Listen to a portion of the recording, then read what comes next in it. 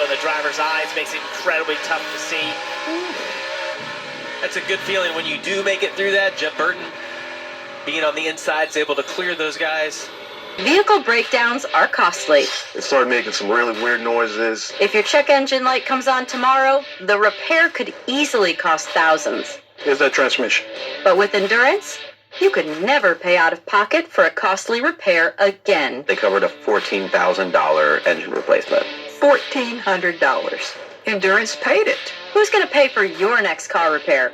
You or Endurance? Call right now to get $300 off any plan. Call and turn them loose.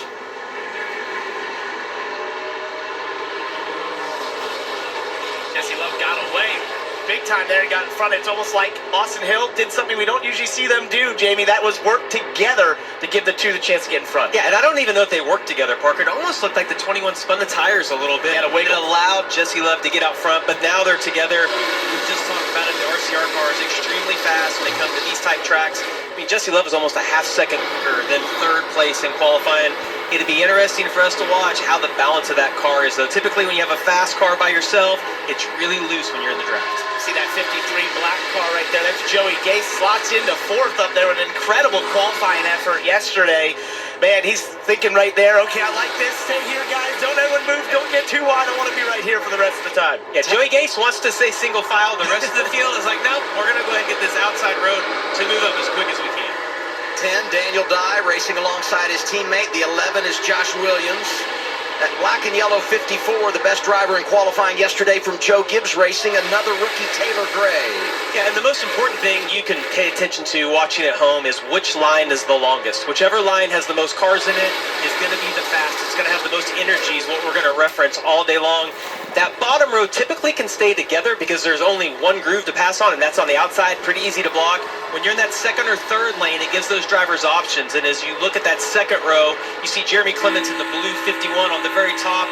Not as many cars in that lane, not going to go as quick. And one thing you're doing, as you know right now, in these first early laps, is you're assessing those lanes, assessing which ones are working, what's not, who seems to be doing well in terms of pushing, who's not pushing well. And you're just trying to find out, hey, does the outside groove have potential today? Do we need to be on the bottom? Is this going to gravitate towards the wall? Because every super speedway race is different. As we watched Sieg and Sam Mayer, they're connected down the front stretch into one, and they find another Ford in Harrison Burton. And Parker, that's a great point. You do evaluate which lane's better, but it changes all race long. Like this first stage, it might be on the bottom. All of a sudden, we start the next stage, and it might be on the top, and the drivers don't necessarily dictate that. It's just exactly kind of how the race is playing out. Dylan, do you have more? Well, we just got to look there at Sam Mayer and Ryan Sieg linked up. They had to start at the back, didn't qualify very well. Both had a similar issue. Both cars just trying something that ultimately didn't work, but they were not lacking confidence when I spoke to both crew chiefs this morning. Sam Mayer's crew chief, Jason Trincheri, said, we'll get to the front. I don't know if we have a car that can lead once we get there, but we will have no problem with a couple of those other Fords getting to the front in a hurry, and they are on the move, already inside the top 20. That's great info, Dylan. I think a lot of people were wondering what happened there in qualifying for those cars. The Fords can be fast in single-car qualifying at Speedway. They did not have the speed, but it sounds like maybe they were testing something that it didn't quite work. Yeah, and, we talk about Jesse Love, the two-car who's out front right now, how fast he was in qualifying single-car speed. Sometimes you can have a car that's not quick by itself, but maybe it handles well, or it sucks up well. You can get to the rear bumper and the push like we saw Ryan Sieg be able to do. The one thing that sticks out to me right now as we ride on board with Justin Allgaier, he wasn't content third. He went to the outside. He's trying to get that lane to move forward.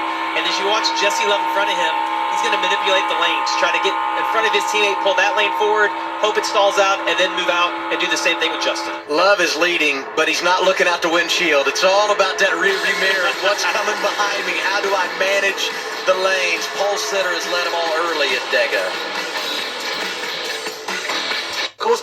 So you just sort of assessed this, and right now we're seeing the bottom lane led by these four really fast Chevys being the dominant place to be in the controlling line. On board here with our race leader, Jesse Love. It's the Simply Safe onboard camera. Jamie, what do you see? Yeah, I mean, Parker, you're right. And what I would tell you is we see this line forming on the bottom when we talk about spotters and what the spotters can see versus what the drivers can see. When you pan out and you get this big aerial shot like we see here, when you can't tell if you're the fourth, fifth car back in line on the bottom, you don't know how many you have in your lane.